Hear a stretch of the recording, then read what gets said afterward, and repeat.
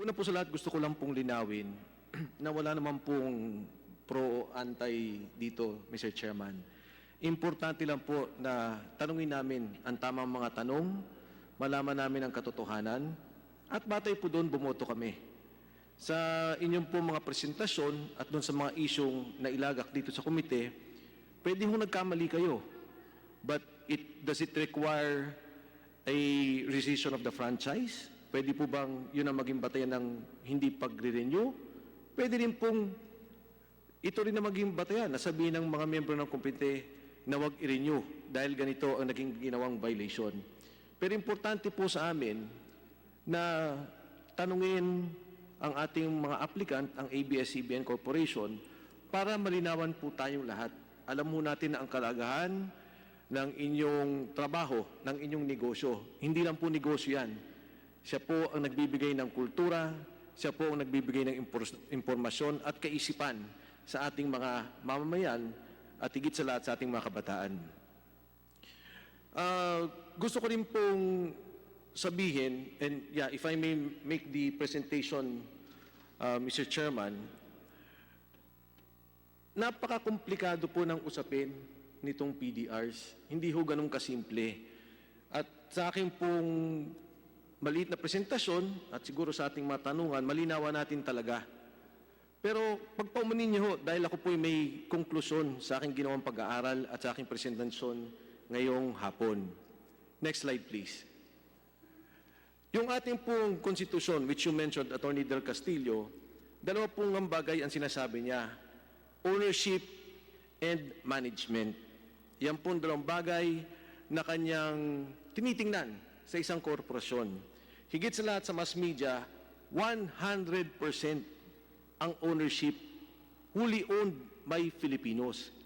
Ibig sabihin nyo, kahit gatiting, hindi pwedeng magkaroon ng ownership ang dayuhan. Sa ating pong mga tahanan, no, meron ho ding control at ownership. Yung ownership, pag-aari yung mag-asawa, yung bahay. Pero yung control, kay misis. Dito, hindi naman pinag-uusapan mismo ang control. Because the cases you mentioned about Herbosa and Roy, the case you mentioned about Gamboa, were all talking about the 60-40 relationship and they were talking about control. So pinag-aralan po nila. They were studying the common and preferred shares and now it affected the voting, the beneficial ownership of the corporation. So ibang po naman ang usapin ng ownership.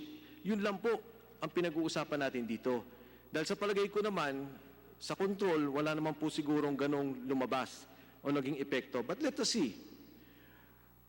Ang PDRs po ay pagtatago sa tunay na pagmamay-ari ng dayuhan. Next slide, please. Ano po ba ang depository receipt? Ang sabi po niya, katulad na banggit niyo, matagal na po ito. Meron pong American Depository Receipts, Depository, yan po yung sinasabi nila. Meron pong GDR, German Depository Receipts, Global Depository Receipts. Ang kaibahan dito sa Pilipinas, nung ginawa po ito, at matagal pong hindi ginawa sa Pilipinas po, dahil may ownership restriction, hindi nila alam paano ipoporma ang depository receipts. At nangyari lang po ito, ng katulad ng binanggit nyo, na magsimula itong 1999 nang ito po isinagawa ng ABS-CBN at ng iba pang kumpanya na gumawa ng depository receipts. Ito po ay negotiable security which represents ownership, interest, and securities of a foreign issuer, typically trading outside its home market. A PDR represents a share in a company which gives the owner the right to all the dividends due and shares of stock acquired. Ang ibig pong sabihin, ang lahat ng kita ng PDR pupunta doon sa may hawak ng PDR. Ang PDR po, ito po yung kinyo pong Philippine Depository Certificate.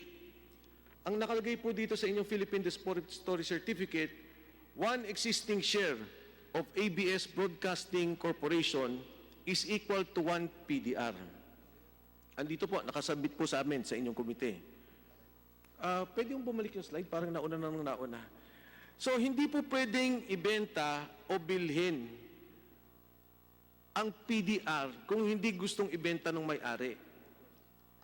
Ang ibig sabihin po, para lang humaliwanagan yung ating mga nanonood, sa palengke ho, may rights Sa palengke, yung nagbebenta, pwede niyang ibenta yung rights niya. Umabot po yan ng 100,000, minsan milyon pa. Yung kita sa rights niya, pumupunta doon po sa nagbebenta sa palengke. Pero yun nga po, walang titulo. Dito po sa PDR, nakasabay po ito sa isang titulo. Wala siya sa pangalan ng titulo, pero siya ang nagmay-ari ng titulo. 1 ABS-CBN broadcasting share is equal to 1 PDR. Sa palengke, rights, walang titulo, pero yan po, ganyan ang nagiging usapin sa kita at pagmamay-ari. Next slide, please. Yung pong binanggit niyo, tama po kayo. Ang ABS-CBN Corporation ay kaiba sa ABS-CBN Broadcasting Corporation. At ang kumpanya po ng ABS-CBN Holdings Corporation ay ang pagbibenta ng PDR. So pag tinignan po ang ABS-CBN na kumpanya, ang may-ari ABS-CBN Holdings Corporation. Next slide. Ang ABS-CBN Holdings Corporation po, 50% pagmamay-ari ng Lopez Inc. At iba pang mga direktor at opisyalis nito. Yan po ay galing sa inyong webpage. Next slide, please. Yan din ho, galing sa Philippine Stock Exchange, na ang sinasabi po niya na ang ABS-CBN Broadcasting ay owned by Lopez Inc. At ito po'y kasama dito ang negosyo ng pagbibenta ng PDR. Next slide. Ang ABS-CBN po, maraming layers ng pagmamay-ari. Hindi lang po ang ABS-CBN Corporation, katulad po yung kaninang pinakita ko, ang nagmamay-ari ABS-CBN Holdings. Nandiyan po ang PDR sa ABS-CBN Holdings. Ang Lopez Inc. din po, na hindi ho yan listed, meron po yan Lopez Holdings na listed company. So ang layering po, napakadami. Diyan po sa diagram na yan, makikita nyo. And for the record, Mr. Chairman, pagpaumanin po ng ABS-CBN Corporation, hindi ho sinambit sa amin ang dokumento ng Lopez Inc. to Lopez Holdings Corporation. And maybe at a proper time, we can ask for that. Kasi ang hawak lang po namin, ABS-CBN and ABS-CBN Holdings. Next slide, please. Kung titingnan nyo po, dyan po sa listahan ng Lopez Holdings Corporation, 54% po dyan ay Lopez Inc. Yung pong Filipino group ng PCD nominee, dyan po ang mga PDRs, 30%. At malinaw po, nakadeklara sa inyong mismong website, non-Filipino PCD nominee corporation at 9.89%.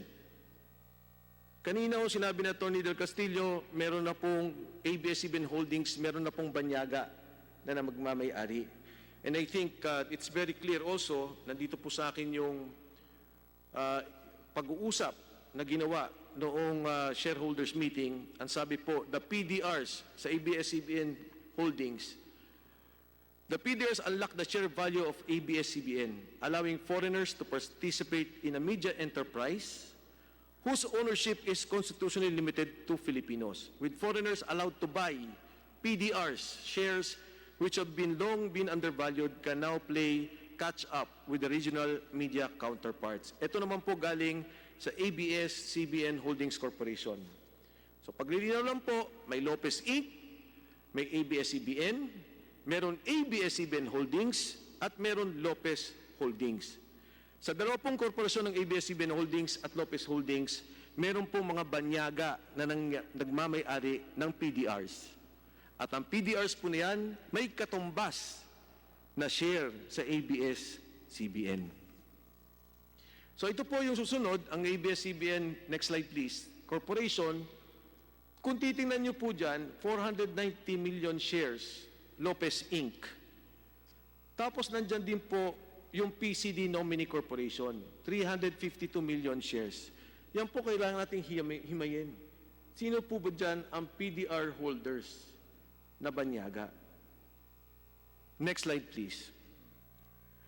Again, in the Lopez Holdings Corporation, nakalagay po dyan, Lopez Holdings Corporation entered into a memorandum of agreement with Lopez Inc. for the subscription of Philippine depository receipts to be issued by Lopez Inc., which are common shares of ABS-CBN Corporation.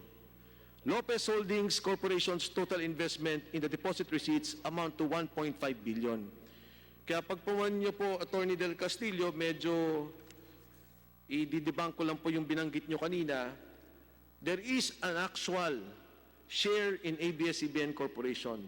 They may not have their names. Wala po sa pangalan nila yung ABS-CBN Corporation share, pero ang bawat PDR ay may katumbas na share sa ABS-CBN Corporation. Next slide, please. Yan po ang sample contract. Pinakita ko na po kanina yan, at muli po, papakita ko yan. Ang existing corporation po ng ABS-CBN Broadcasting, 1 PDR, 1 ABS. Kung iahambing ko po yan sa bahay, meron kang bahay, may titulo. Yung titulo mo, sinabi mo, may papel kang hawak. Ako nagmamay-ari ng 30% ng bahay na yan, wala kang pangalan sa titulo. Pero batay sa kontratang yon, hindi mabibenta yung bahay. O kung mabenta man, mapupunta sa iyo ang 30%. Pag ang bahay pinarenta ng 1,000, 300 pupunta sa iyo, bawat kita ng bahay na yan. Yan po, sa aking palagay, is a circumvention of our Constitution on ownership. Sa maraming pagkakataon, yan po ay pwede mo nating sabihing anti-dummy. Na merong banyaga, meron siyang kinabitan na korporasyon na Pilipino, pero ang kita, ang pagmamay-ari sa katotohanan kanya. So ito po yung slide ng ABS-CBN, 1 share, 1 stock. Ito po, katulad na banggit ko, ay violation ng ownership. Isang pagpapaliwanag pa rin no, ang tax declaration, hindi ho siya titulo. Pero yun po ay pagpapakilala ng pagmamay-ari. Kung ito po lang ay paliwanag natin sa ating mga kababayan, ganun po ang kanilang sitwasyon. Ngayon no, maraming pinag-usapan sa control. Kasi ang sabi po nila, wala namang control dahil sa wala naman silang boto, wala silang magagawa. At kung sakasakali, ang holdings corporation ang bumoboto. Papasok po ako doon sa kontrata natin, yung Philippine Deposit Receipt Instrument. Next slide please. Thank you. Ang nakalagay po dito, it will not alter, modify, or otherwise change its articles of incorporation or bylaws or take any action as to materially prejudice any rights in relations to the PDRs. Ito po ang tinatawag na negative covenant. Wala kang pwedeng gawin hanggat kapit ko ang PDR. Wala pong pinagkaiba yan nung ECQ. Doon po sa kaso ng Rappler, bago ka lumabas, magpaalam ka sa barangay, kumonsulta ka. Dito, sinasabi na ng barangay, hindi ka pwedeng lumabas. Sa parehong ehemplo, ang kontrol nasa barangay. Sa pagkakataong ng hunto, ang may-ari ng PDR may kontrol sa korporasyon. Next slide. Ito po, sinabi kanina ni Chairman Alvarado, when the law is clear, there is nothing for the courts to do but to apply it. This is the case of the Tawang Multipurpose Cooperative versus La Trinidad Water District. Our Constitution is very clear. There should be no foreign ownership, foreign control of our mass media corporations. Bawal po ang banyaga na magmay-ari o mag-control. At yan po, malinaw na malinaw at hindi po natin pwedeng palusutan.